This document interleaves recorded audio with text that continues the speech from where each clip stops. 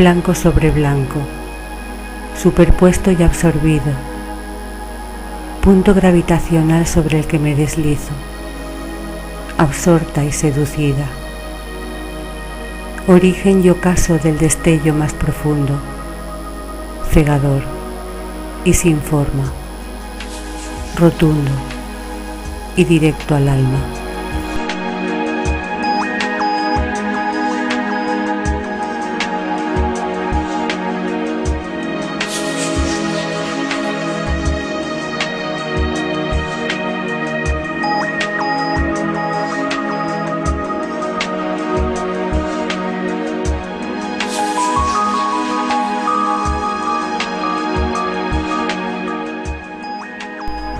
Blanco albino, claro y nevado, magnitud irreemplazable de la belleza, baile sonámbulo de cuerpos atados y en la luz enredados.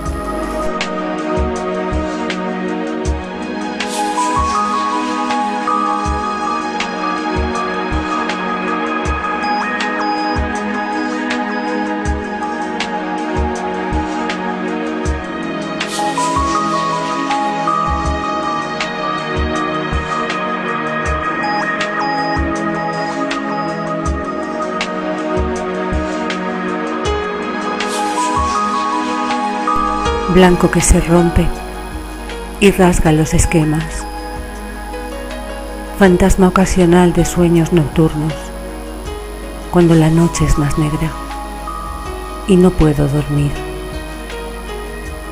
Blanco que redime, que anula los pecados, que cubre la órbita del vicio más sutil.